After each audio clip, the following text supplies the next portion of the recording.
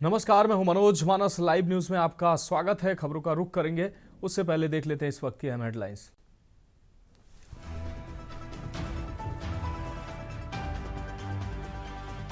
केंद्रीय रक्षा मंत्री राजनाथ सिंह का आज गोवा दौरा। प्रदूषण नियंत्रण समुद्र प्रताप का शुभारंभ करेंगे राजनाथ सिंह। दिल्ली हाईकोर्ट में लालू यादव की याचिका पर सुनवाई आज। IRCTC घोटाले में राउज एवेन्यू कोर्ट के आदेश को दी चुनौती। 2020 दिल्ली दंगों के मामले में सुप्रीम कोर्ट सुनवाई करेगा। उमर खालिद, शर्जील इमाम समेत कई आरोपियों की जमानत याचिकाओं पर होगी सुनवाई। इंदौर के बाद गांधीनगर में दूषित पानी, 104 बच्चे बीमार। अस्पताल में नए वार्ड खोलने पड़े। पाइपलाइन में लीकेज से पानी में सीवेज की गंदगी मिली। असम त्रिपुरा में भूकंप के लगे झटके। त्रिपुरा को गोमती में रिएक्टर स्केल पर 3.9 तीव्रता और असम के मोरी गांव में 5.1 तीव्रता मापी गई। मथुरा वृंदावन में आरएसएस के पदाधिकारियों का जमावड़ा। संघ प्रमुख मोहन भागवत आज से लेकर 10 जनवरी तक करेंगे मंथन। आप देख रहे हैं के न्यूज, खबरों का सारथी। और अब खबरें विस्तार से। झांसी की पहली महिला टैक्सी चालक अनीता चौधरी की संदिग्ध मौत हो गई है। परिवार के लोगों का आरोप है कि उनकी हत्या कर आपे वाहन को पलटाया गया है। वह टैक्सी चलाकर अपने परिवार का भरण पोषण कर रही थी। घटना शनिवार की आधी रात की है। स्टेशन रोड पर नवाबाद थाना क्षेत्र अंतर्गत हुई घटना की जांच पुलिस कर रही है।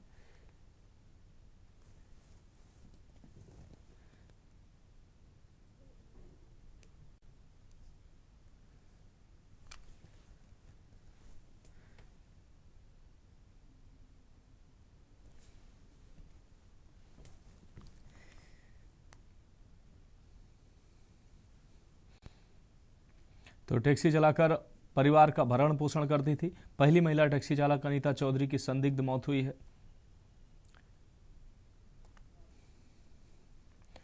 जानकारी हमें यही मिली कि कनाव किसी ने मतलब पहले मर्डर किया है, फिर इसके बाद में गाड़ी पलटाई गई है। हमें तो यही लग रहा है, नहीं क्योंकि उनके सर में चोट हुई है और हाथ पैर में, गाड़ी अगर पलटी जाती है तो हाथ पैर में चोट लगना चाहिए। ना उनके हाथ में है चोट, ना पैर में चोट है, और कनाव सर में चोट हैगी उनके। और दूसरी बात यह है कि उनके ना कान में कुछ है, ना गले में है, ना नाक में है, ना मंगलसूत्र है, ना उनके ये कान में जो पहनते हैं, ना बाली है, ना कुछ हुई है, ना उनका मोबाइल है। तो ये घटना के अनुसार कि किसी ने मर्डर करके उनको गाड़ी पलटाई गई है और ये सारी घटना फिर हुई है।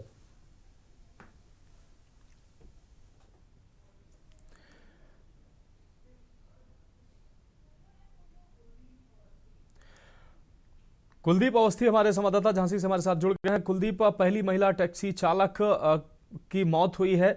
संदिग्ध अवस्था में आप पे पलटी मिली है। लोग जो है हत्या का शक जता रहे हैं। क्या है ये पूरा मामला?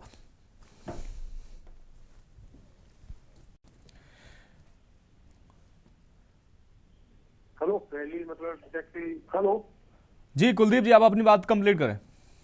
हाँ बताए। ऐसा है कि ये पूरा मामला आज आधी रात का है, जहां पर अनीता चौधरी जो कि झांसी की पहली टैक्सी चालक थी, महिला के रूप में अपने आप को उसने स्थापित कर दिया था और उसके द्वारा ये अपने टैक्सी चलाकर अपने परिवार का भरण पोषण किया जा रहा था। लेकिन आधी रात के साथ कौन सी घटना घटी, क्योंकि उसके जो जानकारी मिली उसके परिवार के लोग मौके पर पहुंचे और उन्होंने जाके उसको देखा तो तब उसके शरीर से सारे आभूषण गायब थे, उसके सिर पर चोट थी, उसका मोबाइल गायब था। और तुरंत इस मामले की जानकारी पुलिस को दी गई। पुलिस ने सब कब्जे में लेकर पीएम के लिए भेज दिया है। मामले की जांच अभी जारी है और इस दरमियान जो बात सामने आ रही है कि यदि ये एक्सीडेंट है तो एक्सीडेंट के बाद में उसके केवल सिर में चोट है, बाकी उसकी बॉडी पर और चोटें नहीं है और उसका मोबाइल गायब है, ज्वेलरी गायब है। तो ये कहीं ना कहीं एक इशारा करती है कि ये हादसा नहीं बल्कि कोई बड़ा मामला है, क्योंकि परिवार के लोगों ने हत्या का आरोप लगाया है। पुलिस इस पूरे मामले की जांच कई एंगलों से कर रही है कि उनके परिवार, क्योंकि अभी उस अनीता चौधरी के द्वारा कुछ दिन पहले एक मुकदमा लगवाया गया था SC का, उसके बाद से उसके ऊपर दबाव बनाया जा रहा था राजीनामा करने के लिए। क्या ये उस मुकदमे से इसका कोई सरोकार है? ये पूरी पड़ताल है, पूरी जांच होगी, जांच के बाद ही सब सामने आ जाएगा। लेकिन घटना के बाद से उसका परिवार बेहद परेशान है, क्योंकि वो पहली महिला ड्राइवर थी जो अपना घर संचालित कर रही थी। अब उसने लोगों के लिए उसने एक रास्ता बनाया था, महिलाओं को आत्मनिर्भर बनाने का प्रयास उसने किया था और इस तरह से घटना सामने आई है। इससे पूरे लोग काफी दुखी। हाँ बिल्कुल कुलदीप, अगर देखा जाए जिस तरीके से घटनाक्रम सामने आया, लोग बता रहे हैं जैसा कि आपने भी बताया है कि उसका मोबाइल गायब है, उसका मंगलसूत्र गायब है, उसके कान की बाली गायब है। तो लूट और हत्या से अब जुड़ा ये मामला कहीं ना कहीं इस ओर इशारा कर रहा है। हाँ बिल्कुल, उसमें कोई दो राय नहीं है, क्योंकि आधी रात को चुकी एक इसमें बात ये सामने आ रही है कि वो रेलवे स्टेशन से सवारियां लेकर आसपास में छोड़ने के लिए जाती थी और इसी बीच में कोई उसके साथ घटना घटी है। लेकिन जो सर्कमस्टेंस एविडेंस सामने आ रहे हैं, जो प्रसुतिजनक साक्ष्य है वो जो सामने आ रहे हैं, उसके अनुसार ये इसमें हो सकता है कि इसके अंदर किसी तीसरे की इन्वॉल्वमेंट हो और उसके द्वारा इस घटना को अंजाम दिया गया और पूरा एक षड्यंत्र हो।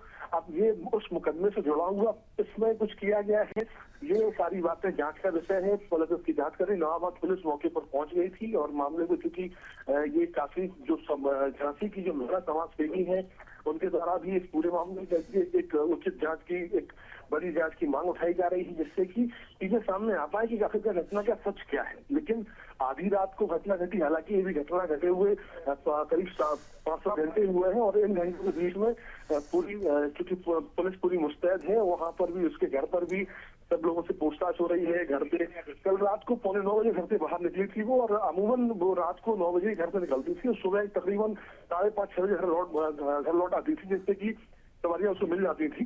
तो वो मेहनत करके अपना परिवार चला रही थी और इस बीच में उसका किसी के साथ में ऐसा कैसा हो गया कि जो इतनी बड़ी घटना अंजाम दे दी गई। क्योंकि ये सड़क हादसा होता तो इसमें कुछ और जो एविडेंस थे वो सामने आते थे, कोई ऐसा एविडेंस सामने नहीं आया है। तो ये इशारा कर रहा है कि इसके पीछे कोई ना कोई एक मिस्ट्री है जिसकी जांच होनी चाहिए।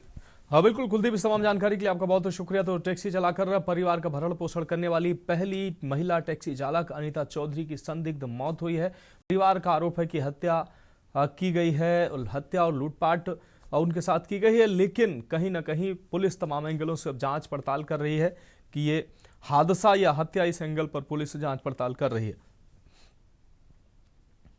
तो परिवार का आरोप है कि हत्या को हादसे का रूप दिया गया है।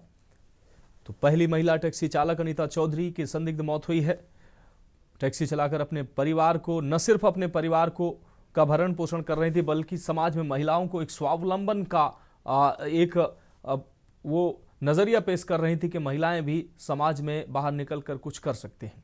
अब बढ़ेंगे अगली खबर की ओर। बांदा में नए साल की शुरुआत में बांदा पुलिस को बड़ी कामयाबी हाथ लगी। थाना कोतवाली नगर और एसओजी की संयुक्त टीम ने नकली भारतीय मुद्रा नोट बनाने और बाजार में खपाने की फिराक में घूम रहे 2 शातिर अपराधियों को गिरफ्तार किया। आरोपियों के पास से 500 रुपए के 225 जाली नोट बरामद हुए हैं, जिनकी कुल कीमत 1,12,500 रुपए बताई जा रही है। हैरानी की बात यह है कि सभी नोटों पर एक ही सीरियल नंबर अंकित था, जो इनकी नकल बनाने की सातिराना तरीकों को उजागर करता है। मुखबिर की गुप्त सूचना पर पुलिस ने कनवारा चौराहे के पास घेराबंदी कर दोनों आरोपियों को दबोच लिया है। पूछताछ में उन्होंने कबूल किया है कि वह असली नोटों की हुबहू नकल तैयार कर बाजार में खपाने की साजिश रच रहे थे। आरोपियों की निशानदेही पर उनके ठिकाने से नकली नोट छापने के उपकरण भी जब्त किए गए हैं, जिसमें प्रिंटर, विशेष इंक, कटर, पीवीसी सीट और उच्च गुणवत्ता वाला कागज शामिल है। पुलिस ने 2 मोबाइल फोन भी बरामद किए हैं।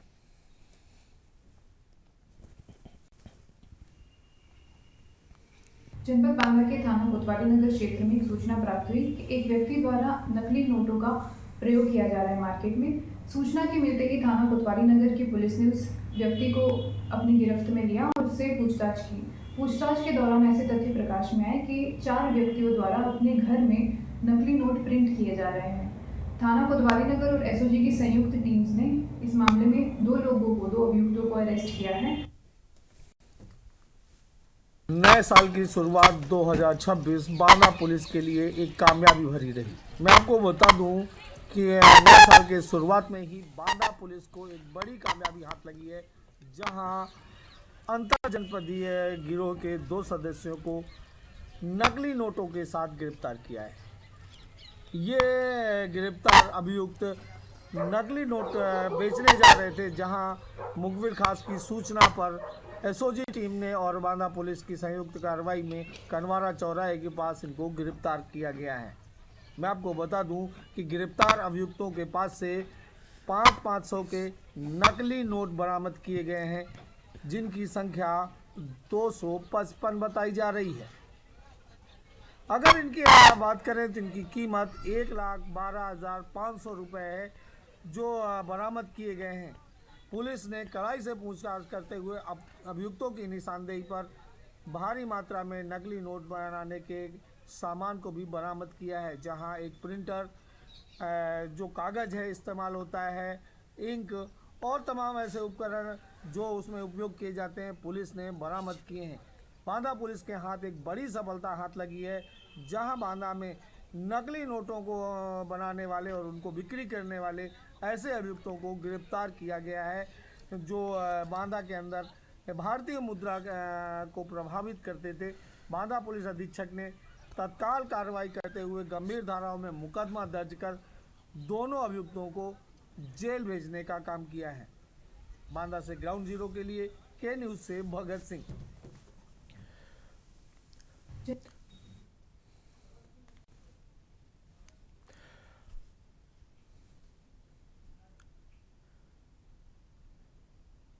भगत सिंह हमारे संवाददाता अधिक जानकारी के लिए हमारे साथ लाइव जुड़ चुके हैं। भगत, नकली नोटों के कारोबार में संलिप्त दो साथी पुलिस को बांदा पुलिस ने गिरफ्तार किया, ये अपने आप में बड़ी कामयाबी है। क्या कुछ अहम जानकारी सामने आ रही है?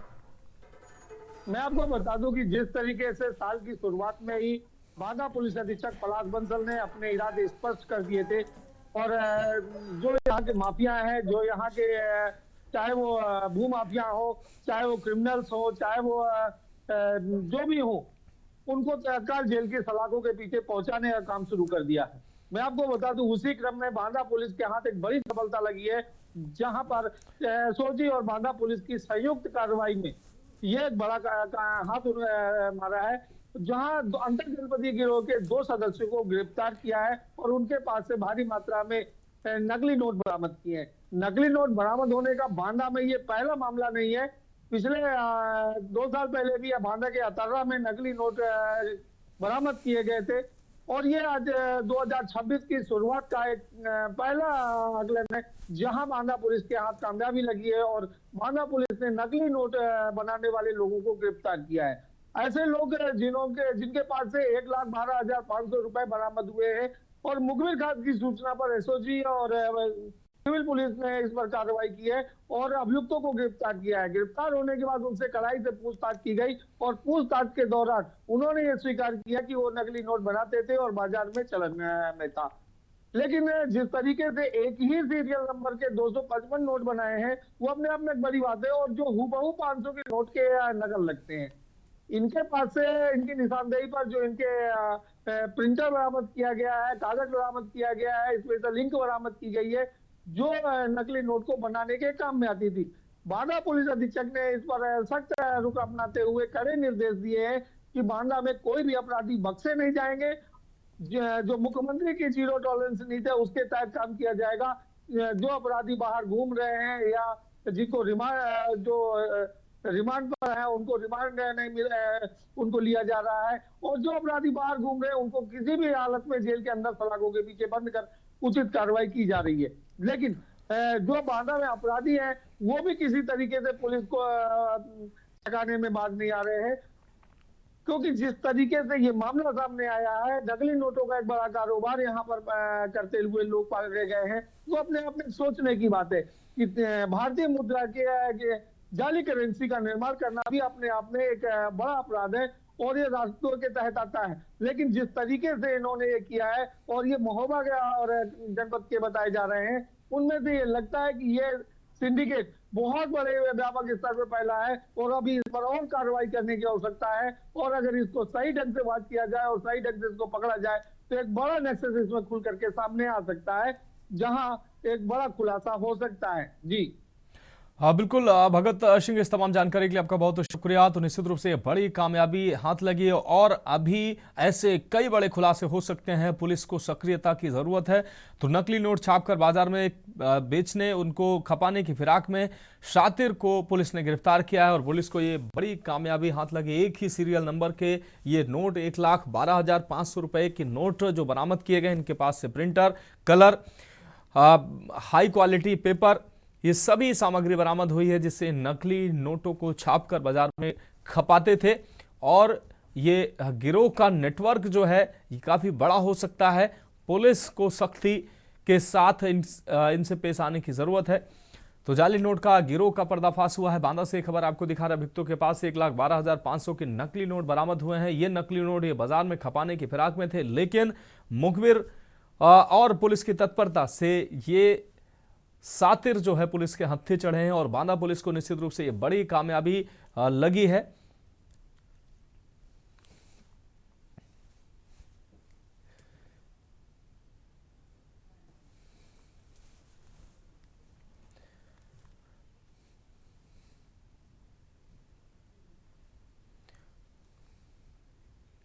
अब बढ़ेंगे अगली खबर की ओर। प्रयागराज से अहम खबर है, जहां रेलवे ने दी यात्रियों को बड़ी राहत। पूर्णिमा स्नान के बाद रेलवे स्टेशनों से हटाई गई पाबंदी।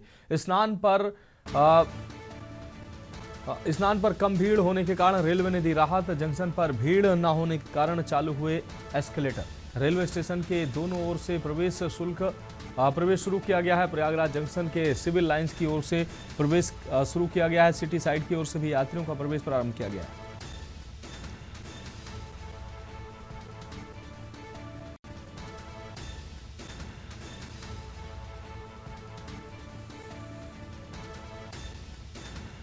तो ये बड़ी खबर आपको दिखाने, प्रयागराज जंक्शन के सिविल लाइंस की ओर से प्रवेश शुरू किया गया है। सिटी साइड की ओर से भी यात्रियों का प्रवेश प्रारंभ हुआ है।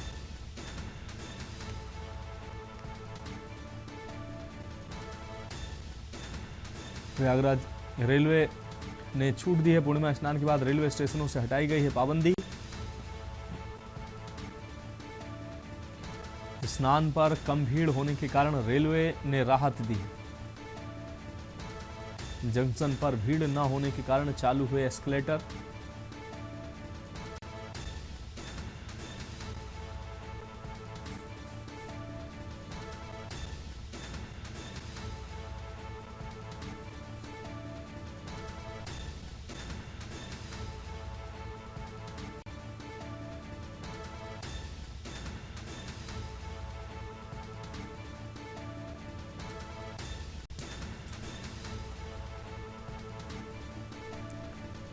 रेलवे ने दी यात्रियों को बड़ी राहत। पूर्णिमा स्नान के बाद रेलवे स्टेशनों से हटाई गई पाबंदी। स्नान पर कम भीड़ होने के कारण रेलवे ने दी राहत।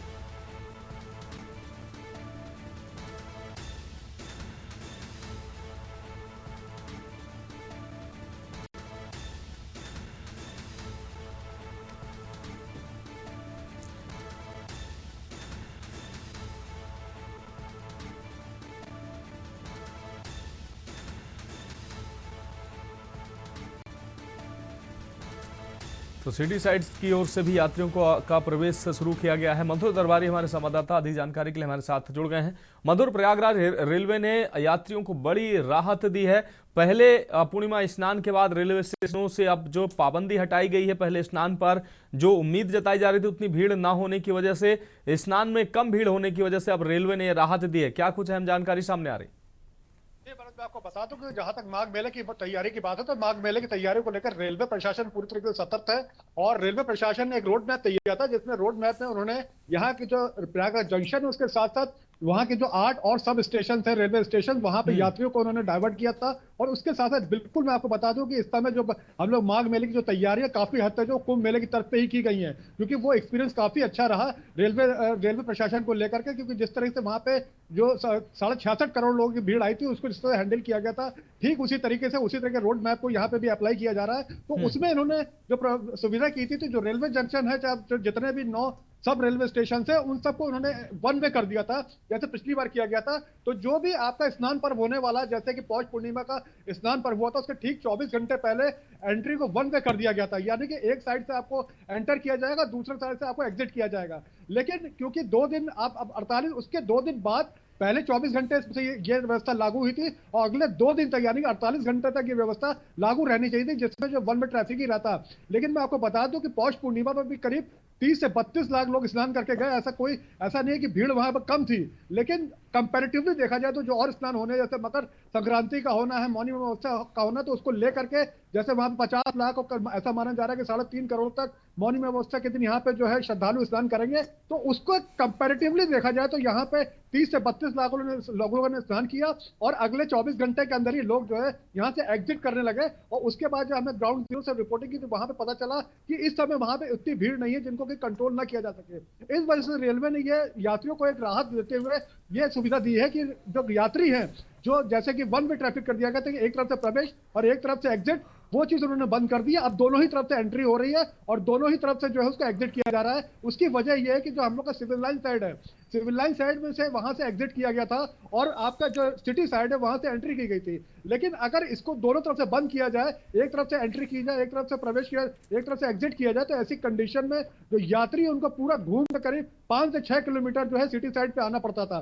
जो व्यवस्था जो है, जैसे मैंने बताया कि माघ मेले जो भी आपके स्नान पर्व होंगे उस पर किया जाएगा और उसको 24 घंटे पहले से अप्लाई किया जाएगा और 48 घंटे आगे तक इसको जो है इसी रोड मैप के आधार पर जो है इसको लागू किया जाएगा। लेकिन रेलवे ने यह राहत इसलिए दी क्योंकि यहाँ पे जो है आज की तारीख में अगर देखा जाए जो 48 घंटे शाम को 6 बजे पूरे होने थे, वो सुबह देखा गया तो यहाँ पे भीड़ ज्यादा नहीं थी। जैसा कि मैंने विजुअल भेजा उसको आप देख के समझ सकते हैं कि इस समय वहां पर रेलवे स्टेशन में उतनी भीड़ नहीं है। तो इसको देखते हुए जो रेलवे प्रशासन ने ये उसने कदम उठाते हुए यात्रियों को राहत दी है कि लोगों को तो घूम के चक्कर न लगाना पड़े और भीड़ नहीं है। इस वजह से आसानी से लोग जो है अपने गंतव्य स्थान में पहुंच पा रहे हैं। स्टेशन प्लेटफॉर्म नंबर जो जहां पे उनकी ट्रेन है वहां पे पहुंच पा रहे हैं और वहां से ट्रेनों को कलेक्ट कर पा रहे हैं। और आपको मैं बता दूं कि रेलवे ने एक बार फिर से वही अपना जो है कलरफुल तरीका अपनाया है, जिसमें जो जिस क्षेत्र से जो आ रहे हैं, जैसे मान लो कोई कानपुर से आ रहा है तो कानपुर के जो शेल्टर होम्स है वहां पे उनको रोका जा रहा है। इसी तरीके से जो आपका होल्डिंग एरियाज बनाए गए हैं, जैसे पिछली बार होल्डिंग एरियाज बनाए गए थे, उसी तरह जैसे लखनऊ से लोग आ रहे हैं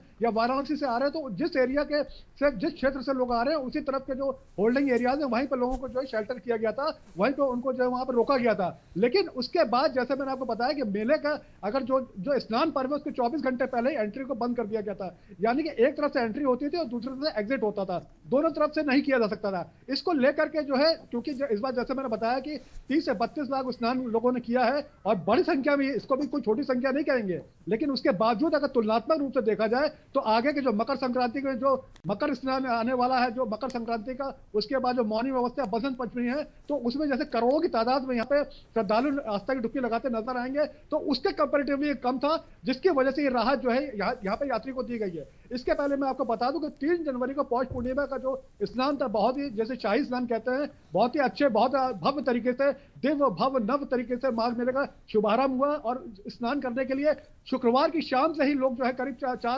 6:12 पर इसका जो मुहूर्त लग गया था और वहां से लोग बराबर उस पर आने लग गए। और उसके बाद अगले दिन करीब 6:12 तक 4:03 तक ये शुभ मुहूर्त था, जिस पर पूरे शनिवार के दिन इसमें स्नान हुआ। और उसके बाद लोगों ने वहां पर रुके, लोग आके शेल्टर होम में रुके, जो रैन बसेरे बने हुए वहां पर रुके आकर के। उसके बाद अगले दिन रविवार को लोग यहाँ से निकलने लगे, जिसकी वजह से भीड़ कम हुई, जिसके वजह से रेलवे प्रशासन ने ये एक बड़ा कदम उठाते हुए यात्रियों को राहत देते हुए यहाँ पे दिखाई पड़े। लेकिन मैं आपको बता दूं कि अभी मकर संक्रांति का 14 या 15 तारीख को मकर संक्रांति का स्नान होने वाला है। 18 तारीख को यहाँ पे जो है मौनी अमावस्या का सबसे बड़ा स्नान होगा, जिसमें ऐसा माना जा रहा है कि 3.5 करोड़ से ज्यादा श्रद्धालु आस्था की डुबकी लगाते नजर आएंगे। उसके बाद 23 तारीख को यहाँ पे बसंत पंचमी है। उसके बाद 1 तारीख को माघी मेला का यहाँ पे प्रोग्राम होने वाला है, जिसमें करीब ऐसा माना जा रहा है कि 55 से 60 लाख लोग यहाँ पे स्नान करेंगे। उसके बाद महाशिवरात्रि 15 फरवरी को है। तो ये व्यवस्था जो ये बराबर लागू रहने वाली है। जो रेलवे ने जो ये व्यवस्था बनाई है, इसी को ये एप्लीकेबल करेंगे। इसी को पिछली बार कुंभ में भी किया गया था। इस बार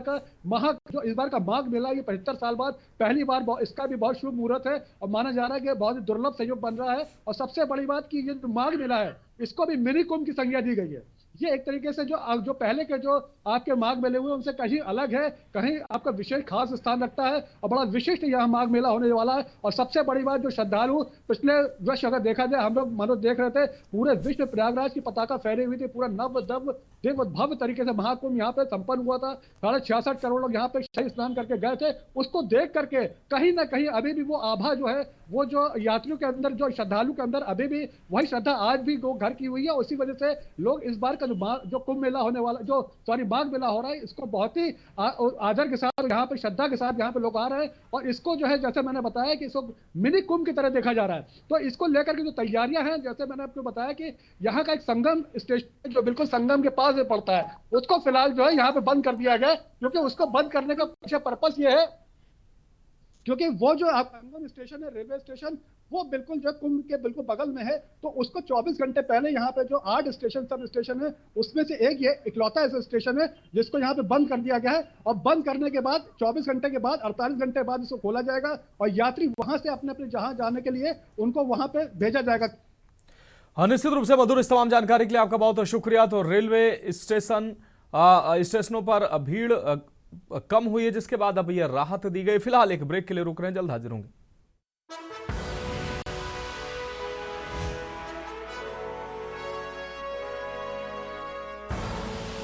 आप देख रहे हैं के न्यूज, खबरों का सारथी। का स्वागत है। खबर मंदसौर से है, जहां कोहरे की चादर के बीच हुई मंदसौर में इस सीजन का सबसे घना कोहरा पड़ा है। विजिबिलिटी 20 मीटर से भी कम है। पूरे दिन घना कोहरा रहा। तेज सर्दी, शीतलहर और कोहरे की वजह से प्रदेश के 18 जिलों के स्कूलों में छुट्टी घोषित कर दी गई, जबकि भोपाल और धार में बच्चों को ठंड से राहत देने के लिए स्कूलों की टाइमिंग बदली गई है। लोगों को घर से निकलना मुश्किल हो गया है। मंदसौर के पास तहसील मल्हारगढ़ में बारिश की भी खबर सामने आई है। वहीं खेल मैदान से भी खिलाड़ी और घूमने आने वाले लोग नजर नहीं आए। गांव की बात करें तो गांव में भी कई फसल जो है उनको नुकसान हुआ है। रोड पर निकलने वाले हेडलाइट जलाकर, आपको बता दें, सड़कों पर निकल रहे हैं। कोई अपना वाहन हाईवे पर साइड में खड़ा करके इंतजार कर रहा है कि रास्ता दिखे तब वो जाए। धूप का इंतजार लोग कर रहे हैं। आपको बता दें कि मंदसौर, ग्वालियर, दतिया, निवाड़ी, छतरपुर, उमरिया, राजगढ़ समेत कई जिलों में कोल्ड वेव यानी शीतलहर जारी है।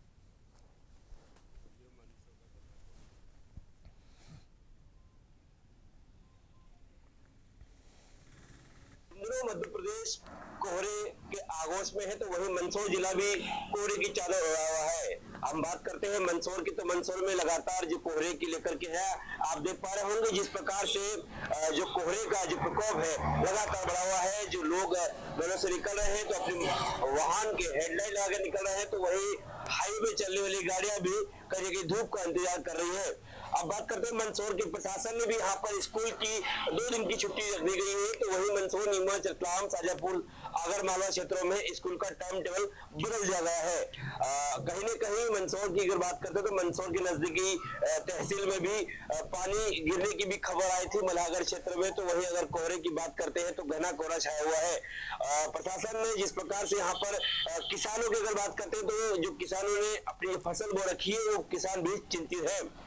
मंदसौर से के न्यूज के लिए हैदर खान, मंदसौर।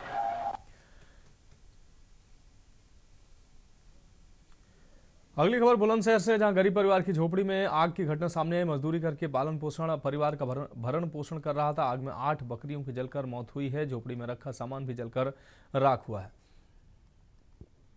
झोपड़ी में रखा सामान जलकर राख होने से पीड़ित परिवार के सामने संकट पैदा हो गया है। पहासू थाना क्षेत्र के नगला खेड़ा गांव का ये पूरा मामला है।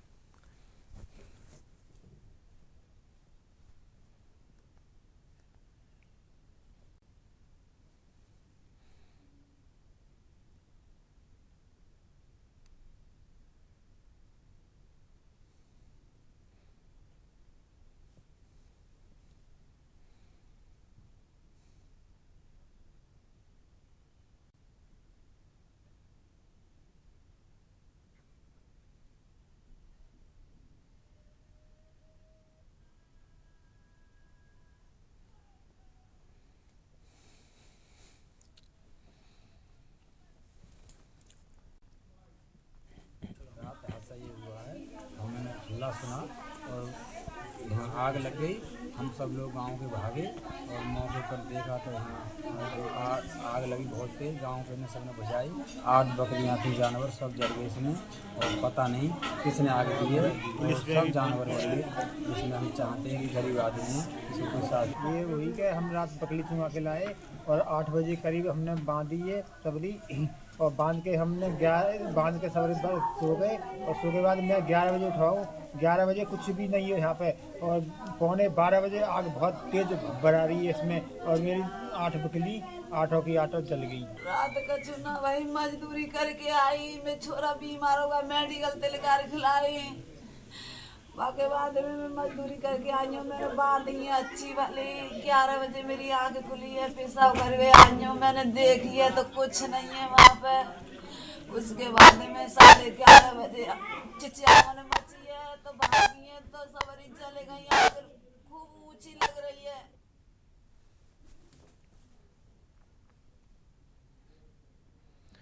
खबर यमुनानगर से, जहां पुराने बिलासपुर क्षेत्र में एक अविवाहित महिला की संदिग्ध परिस्थितियों में मौत ने इलाके में सनसनी फैला दी। इस घटना ने तब तूल पकड़ लिया जब मृतका के मायके वालों ने ससुराल पक्ष पर सुनियोजित हत्या का गंभीर आरोप लगाते हुए जमकर हंगामा किया। मृतका के पिता सुरेंद्र जैन का कहना है कि उनकी बेटी की शादी जैन परिवार में हुई थी और उसके 2 बच्चे। परिजनों का दावा है कि उनकी बेटी किसी भी मानसिक तनाव में नहीं थी। उन्होंने आरोप लगाया कि बेटी की हत्या की गई है क्योंकि घटना के बाद से ही ससुराल पक्ष का पूरा परिवार और उनका रिश्तेदार घर छोड़कर फरार है। परिजनों ने इस बात को लेकर भी भारी परिजनों में रोष है। उन्हें मौत की सूचना कई घंटों बाद मिली। परिजनों ने स्थानीय पुलिस की कार्यप्रणाली पर भी सवाल उठाए। उनका आरोप है कि ससुराल पक्ष में एक रिटायर्ड डॉक्टर होने के कारण पुलिस कार्रवाई में ढील बरत रही है। दूसरी ओर पुलिस इसे प्रथम दृष्टया आत्महत्या का मामला मान रही है। पुलिस के अनुसार घटना पुराने बिलासपुर में श्याम धर्म कांटे के पास हुई है, जहां शव के पास स्टॉल का फंदा मिला। शव को एम्बुलेंस के जरिए अस्पताल पहुंचाया गया। फिलहाल पुलिस मायके पक्ष के बयान दर्ज कर रही है और मामले की गहनता से जांच कर रही है।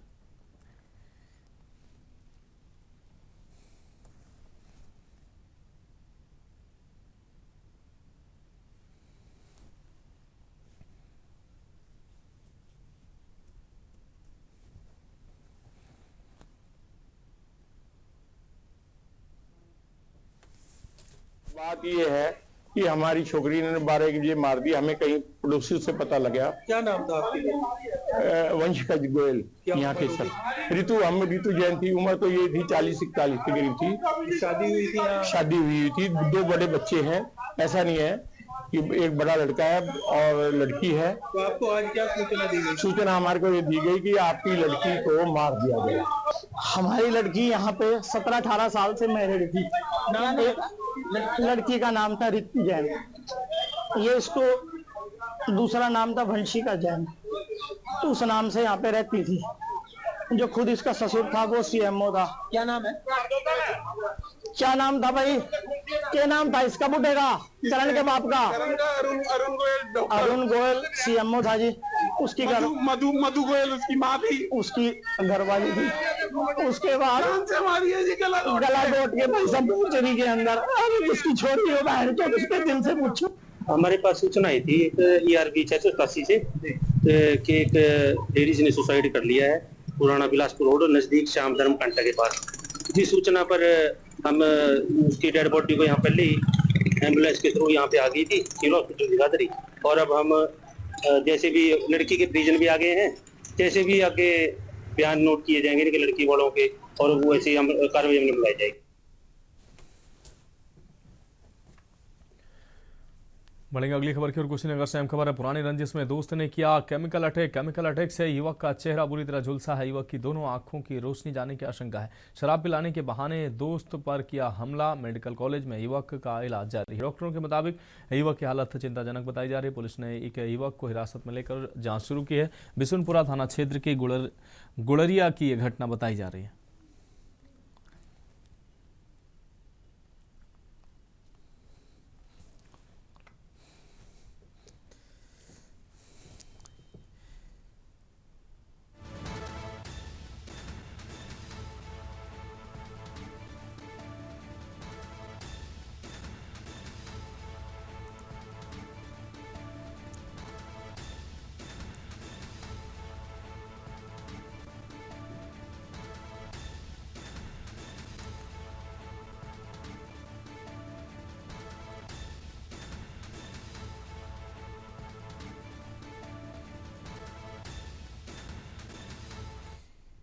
एक लड़का घर से बढ़ रही है, वहाँ दारू वारू पिलाया खिलाया, वहाँ फेंका, वहाँ खिला पिला कर इसको दवा फेंका इसके ऊपर, वो केमिकल फेंका इसके ऊपर, वो गिर गया दम दे गिरने के बाद से इसके बाद पानी फेंका 2-3 लोग मिल करके, इसके बाद से बीच में मोटरसाइकिल पे बैठाया और लक्ष्मीपुर ला कर छोड़ दिया। आँख से दिखाई नहीं दे रहा था, बीच रास्ते में खड़ा होकर के ऐसे ऐसे हाथ हिला रहा था। तब तक हम जोते हम लोग पहुँच गए वहाँ पे।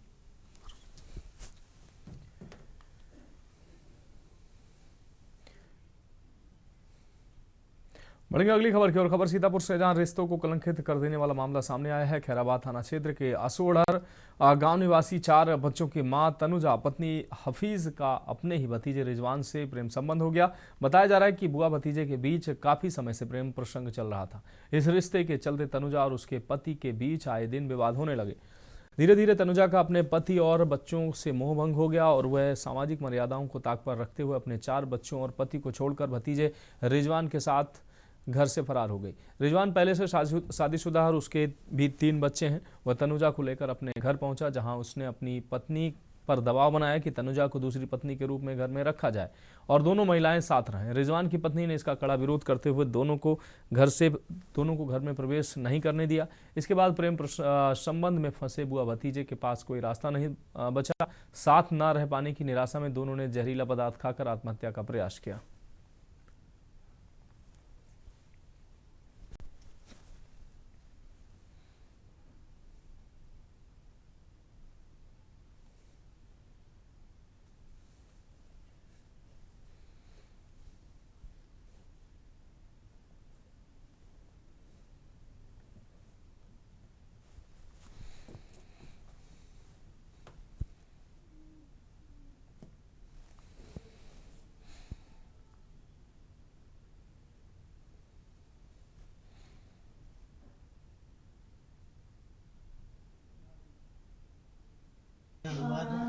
चक्कर में नहीं वाली पुरानी वाली चक्कर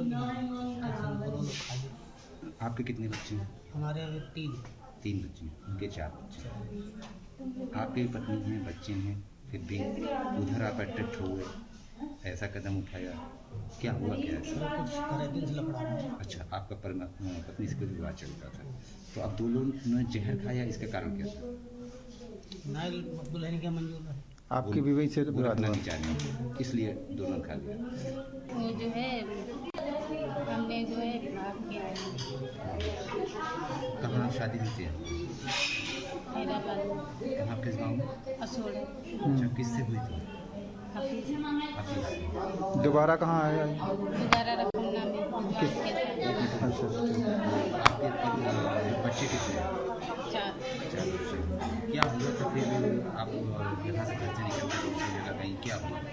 वो मेरा आदमी हमको रोज भगाता था कि अभी मकान नया बनवाया तो उसमें पैसा नहीं लगते, मकान बनवाते तो मारते गरियाता कि जाओ कहीं चली जाओ, भाग जाओ। तो जो है हमने चले आए।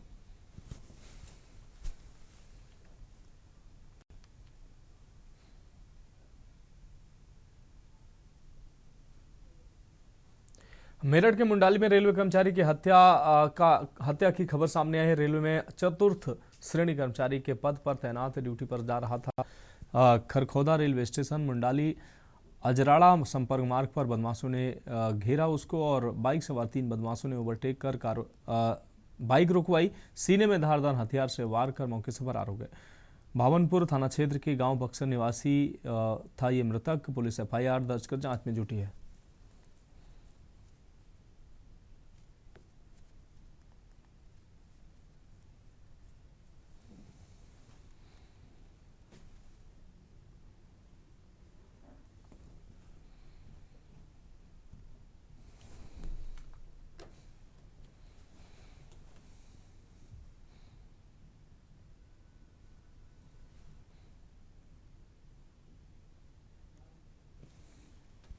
मुंडाली से खरगौदा की तरफ जाने वाले रास्ते पर सूचना प्राप्त हुई कि एक व्यक्ति घायल अवस्था में यहाँ सड़क किनारे पड़ा हुआ है, जिसको तत्काल संज्ञान लिया गया। वह उपचार हेतु अस्पताल भिजवाया गया, जहाँ डॉक्टरों ने इस व्यक्ति को मृत घोषित कर दिया। इस व्यक्ति का नाम विवेक चौहान है और कुछ तथ्य प्रकाश में आए हैं, जिसमें टीम गठित कर इसके शीघ्र अनावरण के लिए कार्रवाई कराई जा रही है और तहरीर प्राप्त कर FIR पंजीकृत की जा रही है और अग्रिम विधिक कार्रवाई प्रचलित।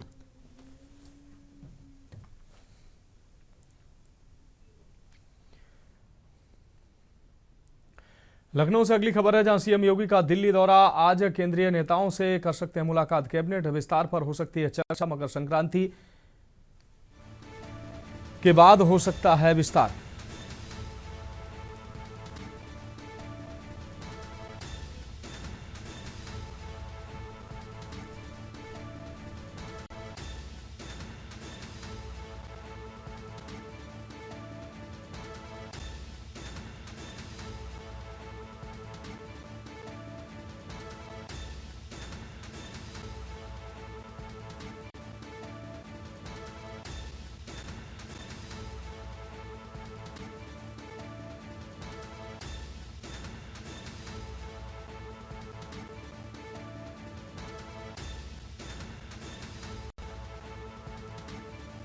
खबर, सीएम योगी का दिल्ली दौरा। आज केंद्रीय नेताओं से कर सकते हैं सीएम मुलाकात। यह अहम खबर आपको दिखा रहे, कैबिनेट विस्तार पर हो सकती है अहम चर्चा।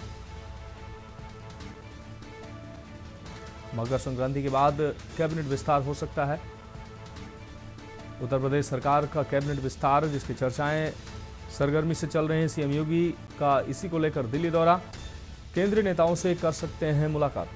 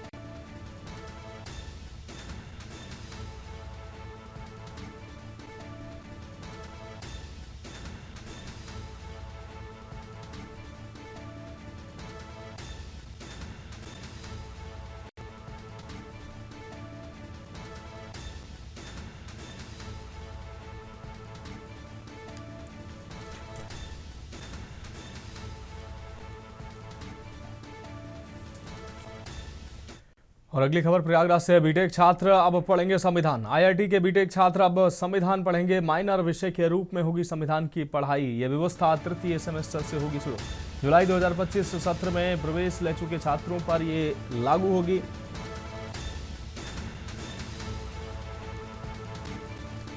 माइनर विषय के रूप में होगी संविधान की पढ़ाई।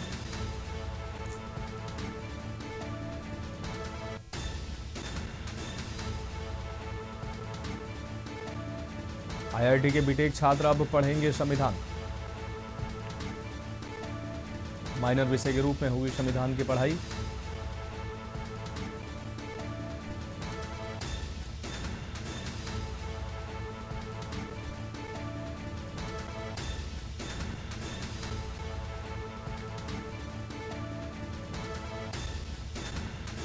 प्रयागराज से खबर, बीटेक छात्र अब पढ़ेंगे संविधान।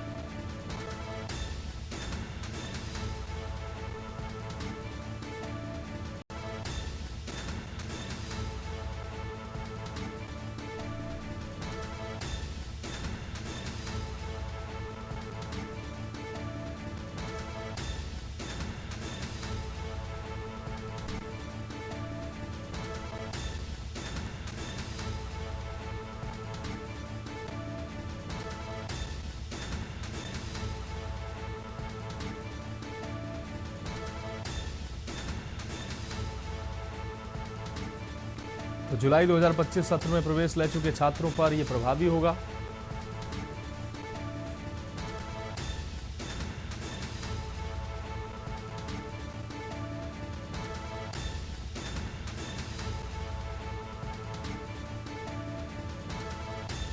माइनर विषय के रूप में होगी संविधान की पढ़ाई।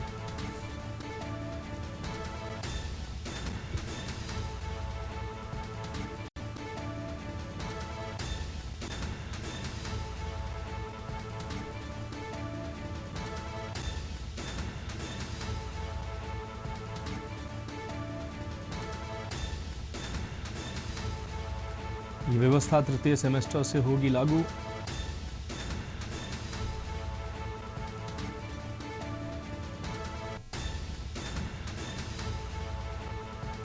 प्रयागराज से एमका और बीटेक छात्र अब पढ़ेंगे संविधान। आईआईटी के बीटेक छात्र अब पढ़ेंगे संविधान।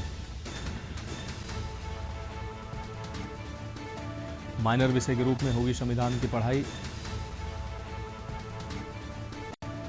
व्यवस्था तृतीय सेमेस्टर से होगी लागू।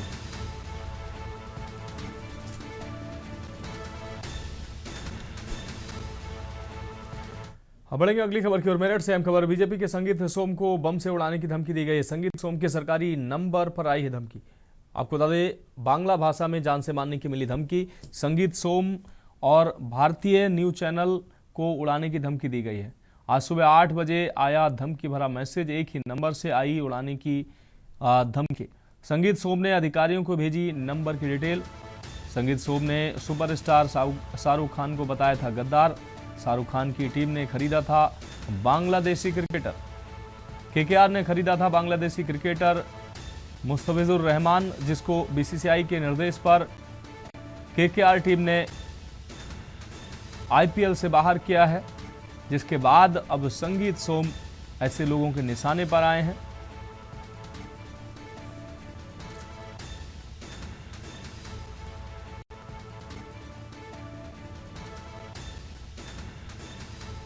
तो केकेआर ने खरीदा था बांग्लादेशी क्रिकेटर मुस्तफिजुर रहमान। बीजेपी के संगीत सोम को बम से उड़ाने की धमकी दी गई है। संगीत सोम के सरकारी नंबर पर आई है धमकी।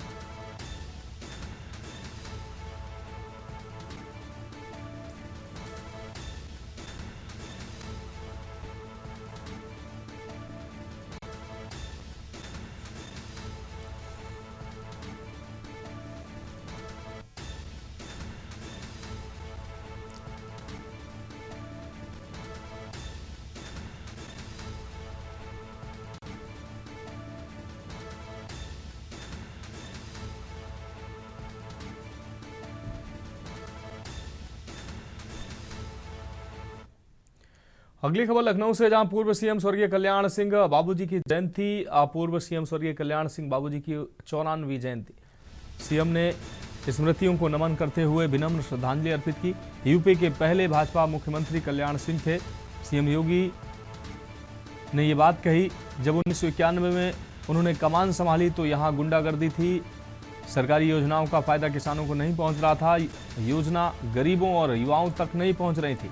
मुख्यमंत्री ने बात कही उसी समय उन्होंने यूपी के बागडोर संभाली, जब राम जन्मभूमि आंदोलन अपने चरम पर पहुंचा। राम भक्तों की भावनाओं का सम्मान करते थे पूर्व सीएम कल्याण सिंह। मुख्यमंत्री ने उनको श्रद्धांजलि अर्पित करते हुए ये बातें कही।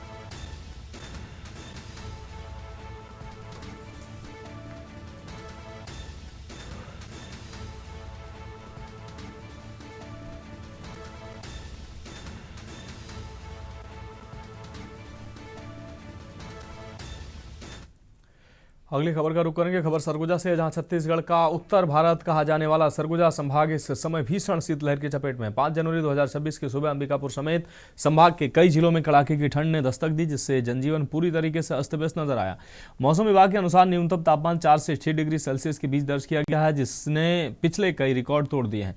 घने कोहरे की चादर ने पूरे क्षेत्र को अपनी आगोश में ले लिया है। विजिबिलिटी बेहद कम होने के कारण राष्ट्रीय राजमार्गों पर वाहनों की रफ्तार थम गई है, जिसके कारण सड़क यातायात बुरी तरह से प्रभावित हुआ है। ठंड में लोग घरों में कैद होने को मजबूर हैं और सार्वजनिक स्थानों पर लोग अलाव जलाकर ठंड से बचने की कोशिश कर रहे हैं।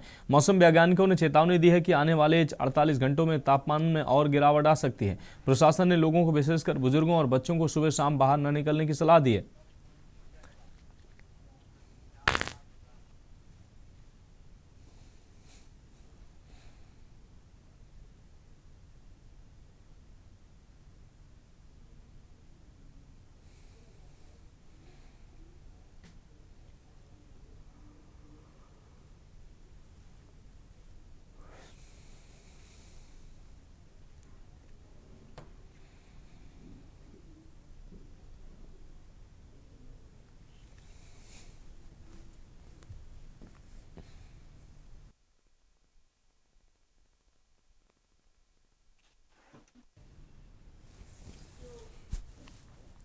लखनऊ से अहम खबर है। मेडिकल कॉलेज में होगी चिकित्सा शिक्षकों की भर्ती। मेडिकल कॉलेज में होगी 1200 चिकित्सा शिक्षकों की भर्ती। स्वास्थ्य सेवाओं को सशक्त बनाने के लिए शिक्षकों की भर्ती। सहायक आचार्य की 1112 व आचार्य के 44 पदों पर होगी भर्ती। उत्तर प्रदेश लोक सेवा आयोग को भेजा गया प्रस्ताव।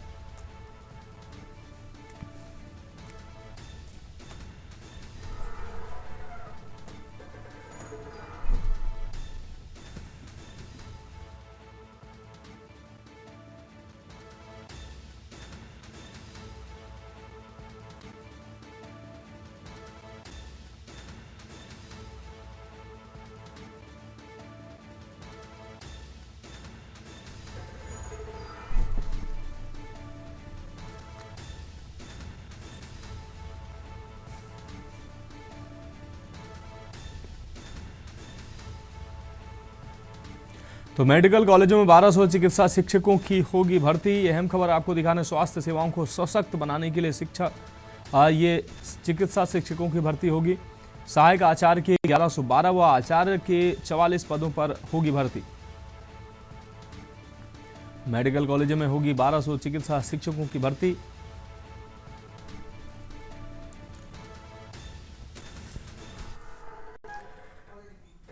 और अगली खबर का रुख करेंगे। लखनऊ समेत 5 जिलों में लगेगा रोजगार मेला। युवाओं के लिए रोजगार मेलों की श्रृंखला शुरू हुई है। शुरू होगी। 10,000 युवाओं को नौकरी देने का लक्ष्य इसके जरिए रखा गया है। 9 जनवरी को इंदिरा गांधी प्रतिष्ठान में प्रस्तावित लखनऊ, कानपुर, अयोध्या के युवा इसमें प्रतिभाग करेंगे। बरेली मंडल के युवा मेले में करेंगे प्रतिभाग।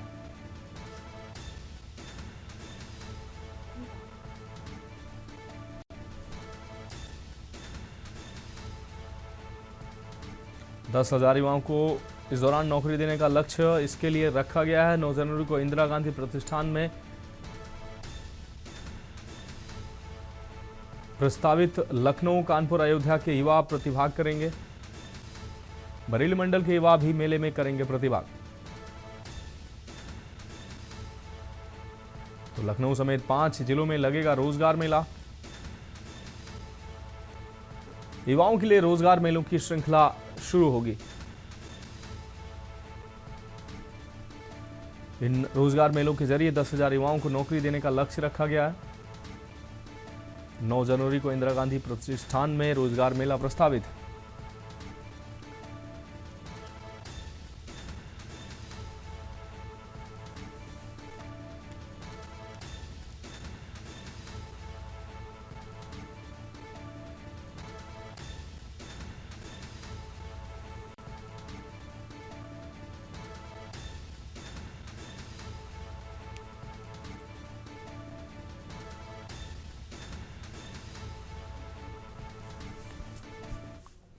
लखनऊ में ग्राहक बनकर ज्वेलरी शॉप में पहुंचा युवक। ज्वेलरी शॉप से सोने की 21 अंगूठियां लेकर भागा टप्पेबाज। करीब 10 लाख रुपए की 2 बॉक्स में रखी अंगूठियां लेकर टप्पेबाज फरार हुआ है। घटना ज्वेलरी शॉप के सीसीटीवी कैमरे में कैद हुई है। जानकीपुरम के खुशी ज्वेलर्स की यह घटना है। सुबह करीब 10:30 बजे टप्पेबाज दुकान पर पहुंचा। पुरुषोत्तम दास वर्मा से अंगूठियां दिखाने को उसने कहा। आपको बता दें, पुलिस एफआईआर दर्ज कर सीसीटीवी के आधार पर अब जांच में जुटी हुई है। ये सीसीटीवी फुटेज सामने आई है जिसमें आप साफ तौर पर देख सकते हैं करीब सुबह 10:30 बजे ये टप्पेबाज ज्वेलरी शोरूम में पहुंचा, अंगूठियां दिखाने को कहा, उसके बाद अंगूठियों से भरे 2 बॉक्स को लेकर फरार हो गया। करीब 10 लाख रुपए कीमत की बताई जा रही है ये सभी अंगूठियां। पुलिस अब सीसीटीवी के आधार पर अब जांच में जुटी हुई है। फिलहाल खबरों में अभी के लिए मेरे साथ इतना ही, मुझे दीजिए इजाजत और आप देखते रहिए के न्यूज इंडिया।